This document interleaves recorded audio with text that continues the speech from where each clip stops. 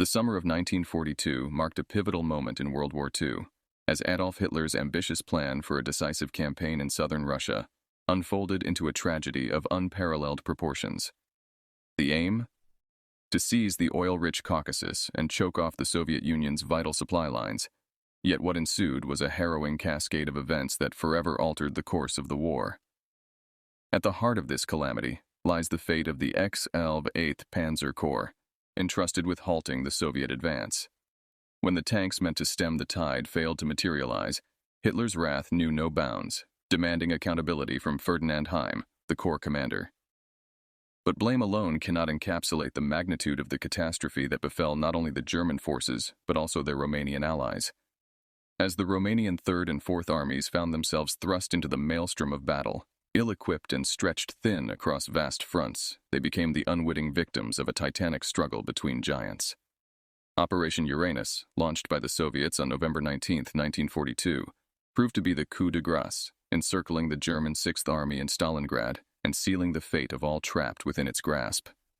Yet, amidst the chaos and carnage, a bitter blame game unfolded, with German generals pointing fingers at their Romanian counterparts, and Romanian commanders deflecting fault back to the German high command.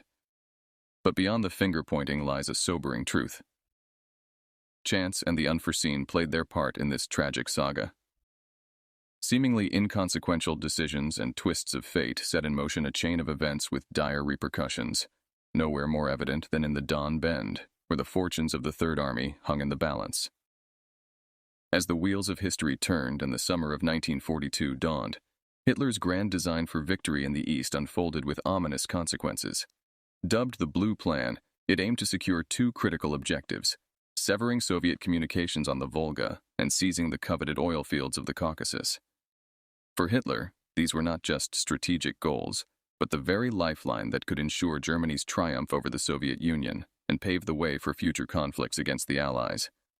Driven by a sense of urgency and desperation, Hitler divided his forces into two army groups, A and B, tasked with achieving these objectives simultaneously. Yet, this decision, made against the military principle of concentration of forces, would prove to be a fatal miscalculation, as the German troops and their allies found themselves stretched thin and vulnerable in the unforgiving terrain of southern Russia. Foremost among these allies were the Romanians, who bore the brunt of the losses in the ensuing Battle of Stalingrad, with over 150,000 souls lost to the ravages of war. Marshal Antonescu's commitment to Hitler's cause led to the massive deployment of Romanian troops deep into Soviet territory, where they were thrust into the heart of the conflict. As the German advance towards Stalingrad and the Caucasus consumed more resources, the burden of defending ever-widening front lines fell heavily upon the shoulders of Romania and other Axis powers. The Romanian Third Army found itself entrenched in the perilous Don Bend, while the Fourth Army stretched thin across the vast expanse of the Kalmyk steppe. But the German command, blinded by overconfidence, failed to recognize the dangers inherent in this strategy. The Romanian divisions, ill-equipped and lacking reserves, were left to fend for themselves against the relentless onslaught of the Soviet forces. It was a fatal error that would cost not only the fate of the battle, but also the lives of hundreds of thousands. As the Romanian generals surveyed the terrain they were tasked to defend, they were met with a chilling reality. The front line was not where they anticipated it to be. Instead of hugging the banks of the Don River, it lay far behind, exposing vulnerable gaps ripe for exploitation by the enemy. Throughout the summer, the Russians had stealthily established significant bridgeheads across the Don, laying the groundwork for their audacious Operation Uranus. Despite fervent pleas from the Romanian command to eliminate these bridgeheads, the German High Command, preoccupied with the impending siege of Stalingrad, turned a deaf ear. The only concession granted was the designation of the XLVIII Armored Corps as the main reserve behind the Third Army, a token gesture in the face of impending disaster. Comprised of the Romanian 1st Armored Division and the German 22nd Panzer Division, the XLVIII Corps was intended to be a bulwark against the looming Soviet offensive. Yet in reality, it was a force ill-equipped and outmatched by its adversaries. The Romanian division, armed with antiquated Skoda R2 tanks, affectionately known as Panzer 35, Ts in the German military, proved woefully inadequate against the formidable Soviet armor. Similarly, the 22nd Panzer Division, though formed in France and equipped with Panzer XXXVIII tanks, found itself outclassed by the superior Soviet T-34S. Consigned to a defensive role, the division suffered heavy losses in skirmishes with Soviet armor, rendering it unfit for direct engagement in the battles for Stalingrad.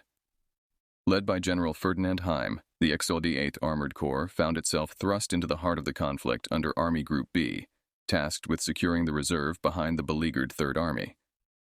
Yet, with outdated equipment and dwindling morale, their fate seemed all but sealed in the face of the relentless Soviet onslaught. As the bitter chill of winter descended upon the Eastern Front, the 22nd Panzer Division found itself immobilized, its tanks rendered inert by the cruel grasp of fuel shortages. Desperate times called for desperate measures, and crews resorted to covering their tanks with straw in a futile attempt to stave off the icy grip of winter. Little did they know, this makeshift solution would invite a new enemy into their midst. Mice, who sought refuge in the straw and wreaked havoc on the tank's vital electrical systems.